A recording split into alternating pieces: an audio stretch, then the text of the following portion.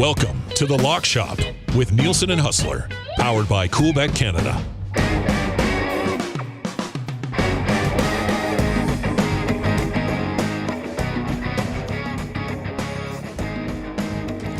$11:03. What's going on, everybody? Thank you very much for being here today. It is The Lock Shop, presented to you by our partners at Coolbet. We are one sleep away from Lock Shop Poker Series event number 5, going down tomorrow, 8 o'clock Edmonton time, 9 o'clock Winnipeg time. Jets game will be on. You can settle in, watch that as well, and that should be a lot of fun. All right, there's Huss. Let's bring him in. Of course, if you're not yet signed up for an account at Coolbet, use the code LOCKSHOP when you do, and you'll get a 100% deposit bonus on your initial deposit up to $200. Huss, how you doing, buddy? Hey, I'm doing great. I'm had an awesome weekend. We had that crazy deep freeze for a couple days. Just how in low time did it for the get? Vegas Open. It got. I think in temperature, it might have got at night down to like minus 31 or something like that. Okay. There was a couple todays where the daytime high was like minus 23 or 24, 2 days basically. And the wind was whipping. It was psycho. But it's been zero for the last 36 hours. So it is nice outside. The Chiefs are 13-1. and I will say this, and I know Jake is on holidays. Yes. But Jake and I handled the Lock Shop on Friday. And I think I can say this without any question, that Jake dropped the best TD scorer prop in the history of the Lock Shop. Was that Justice Hill? Justice Hill at plus 450. And I actually went on a show with my old buddy Andy McNamara in Cleveland on Sunday. And he was hitting me up on a bunch of things. And I said, well, listen, I mean, you people in Cleveland know a thing or two about a blowout. What do you think about it? What do you think about Justice Hill? So we got some nice comments on that. But on top of it all, I have to thank Jake even more because of that Justice Hill touchdown. We were finishing up the early games.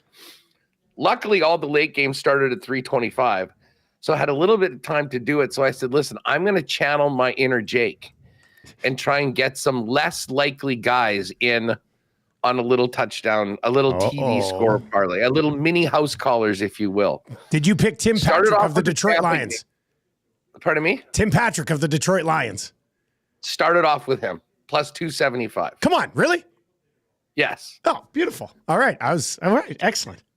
Tim Patrick, plus 275. Went with Pat Freiermuth of the Steelers, plus 275. And I was going to go Jalen McMillan of Tampa, but I figured, that might be pushing it. So I went with Mike Evans at plus 125. Not a problem. Long and the short of it is the parlay was in excess of 30-1 and cashed in the early part of the second half of the game.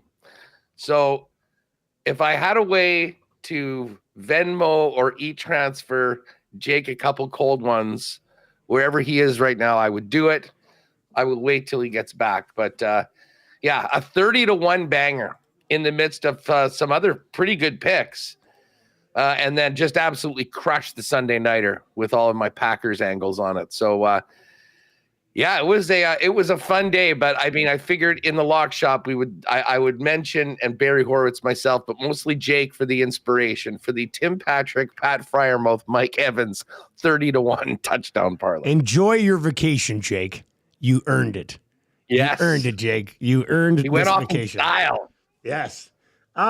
It was a weird Sunday for me because I was calling 2 hockey games for TSN, so I was pretty much out of the loop. I was wondering, you mentioned that. It was the Junior A World Challenge down in Camrose. So like all the AJHL, SJ puts in a team in the West, and then Canada East had a team in it. Sweden brought essentially their U18 team. They were really good.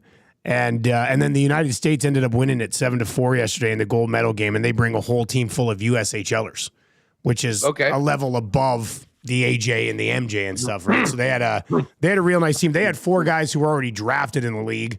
Sweden had a guy who's going top 5 this year, and probably on that Swedish team, 6 or 7, maybe even 8 guys going in the top 2 rounds this year from that Swedish team that we watched yesterday. So Anton Frundell, who's the top Swede in the draft this year, supposed to be a top 5 guy. He's good, like a little sort of poor man's Barkov clone. He was pretty good yesterday. So yeah, I called 2 games back to back. So I was pretty much tied up with hockey all afternoon. So I'm trying to scroll feverishly on the Score app to try to keep tabs on the Bills and Lions game. But I think at one point the app was like, sorry, it's impossible. We can't keep up with this. There's just too many points. You just can't keep going here. So tell me what I missed, Huss. Tell me what I missed yesterday in the National Football League, starting with the Bills and the Lions. I watched all those highlights last night. Well, what we saw first off was Josh Allen taking out absolutely any suspense whatsoever from the MVP race. I know RG3 is trying to pump up that Lamar's still in it, and it's all how you finish, and we'll see what happens on Christmas. I don't buy that for a second. Josh Allen is putting this team on his back, and what he's doing offensively is done deal, man. I mean, done deal. I'm a Mahomes guy.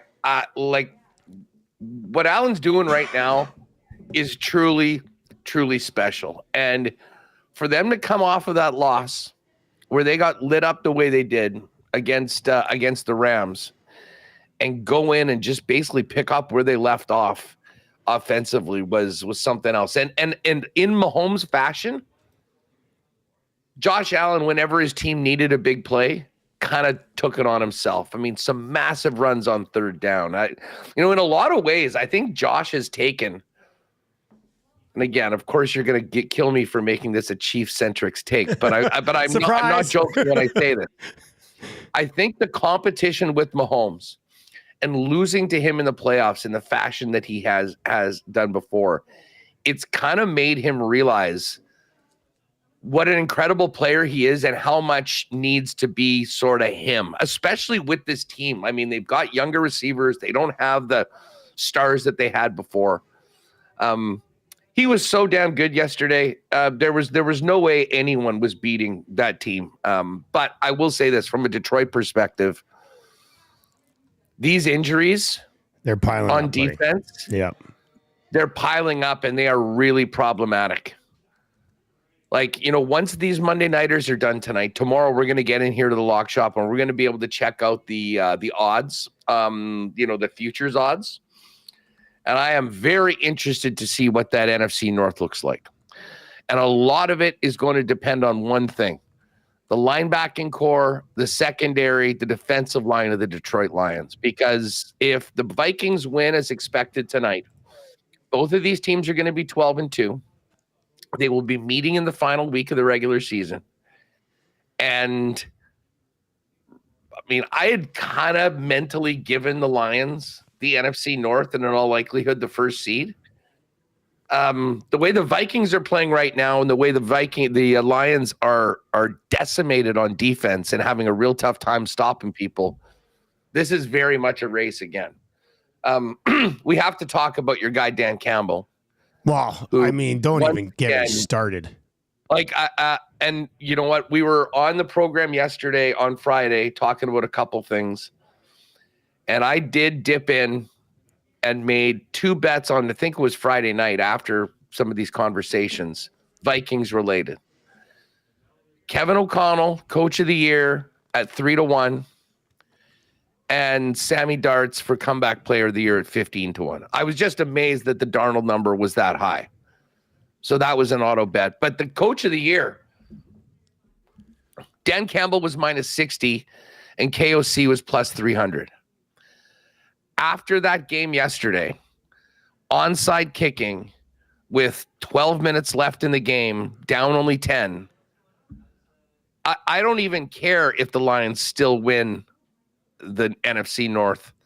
I think this should be, I mean, when you look back at the entire body of work as to what we expected from Detroit this year and what was expected in Minnesota, I don't know how you can make an argument that Kevin O'Connell isn't the top coach in the year this year. And again, they haven't even played this week. I mean, maybe they shit the bed at home, and I mean, I'm looking at yeah. tomorrow. But I mean, for Dan Campbell, like I've said this a couple of times in the past few weeks, like they're winning because they're a great team, but they're doing it in some ways in spite of his calls. Now, no question about a motivator and a leader and a guy that, has his team buying in. He's doing all that. And listen, overall, he's had a great year, but to be the coach of the year, you cannot be a problem at times for your team. And I thought, like, not only was it insane to do it, I mean, you got a 7% chance of getting an onside kick at that point. It was a bullshit call. I'm like, there's being aggressive in spots, and then there's just being an idiot. There's just being stupid. Like you just scored on back-to-back drives, touchdowns, and held the Bills to a field goal in a rare situation. You could argue you already had the momentum in that game. Kick it away and try to get a stop. There's 12 minutes left in the game. You're down 10. The two teams are going to combine for 50 bloody points. I mean, for 90 points, 100 points. It made no sense. None at all whatsoever. Like, unjustifiable. There's no way. And some of these other decisions he's made, there's been a couple that I've absolutely despised. There's been others where I'm like, I can kind of see where he's coming from. This one is not being aggressive. This one is just being straight up. Reckless. I can't even. Yeah, reckless. That's a great word for it. Straight up reckless. There is no reason to do it. And I mean, that's it's what happened last year in the playoffs. I already talked about this. His poor decision making last year in the playoffs did not help them in the NFC Championship game. And they're going to lose in the playoffs. If they lose in the playoffs, I mean, you said it, they're a great team. But if they lose in the playoffs, it's happening one of two ways, maybe a combination of both. One, somebody's going to have to outgun them. Like, the Lions aren't getting eliminated in a 21-14 game. Like, that's not happening. You're going to have to outgun the Detroit Lions. But Dan Campbell could also end up costing them a playoff game, too. So it was, I don't know what he was thinking yesterday. How does that go over? Like, what's the defensive coordinator saying in their meeting? What are the guys on defense saying? And even though you're banged up and there's some guys that are playing that maybe not normally would be in, like, essentially that decision says that I'm going to take this 7% chance of getting the football over what's going to happen if we kick the ball and let this offense get it again against you guys. Like, it's so disrespectful, I would say, to the guys that they actually still had out there. And again, we're not talking 5 minutes. We're not talking 6 or 7. No. 12 minutes left in an absolute shootout. And all it did was just basically give them a free 7 points, erased everything that they'd just done. Yeah, that was the end of it right there with 12 minutes left. That was the end of the football game.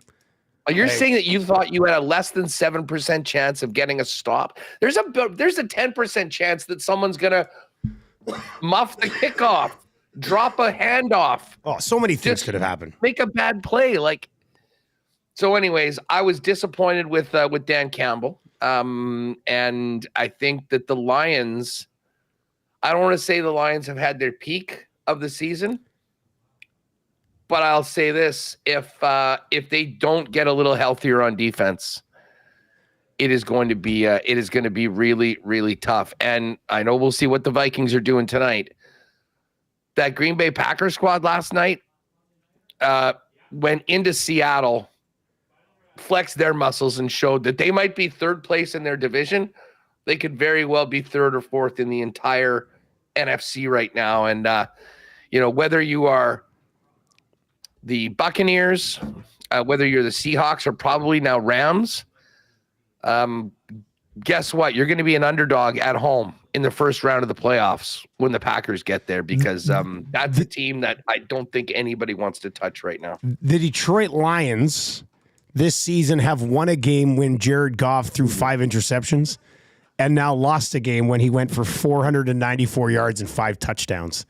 Been a little bit of a roller coaster. That was the most yards ever allowed by the Bills to a quarterback. 494 yards yesterday. 5 touchdowns, no picks. Didn't matter. Still end up getting outgunned by Josh Allen yesterday. So, I mean, that was one of the big stories yesterday. Highly entertaining game.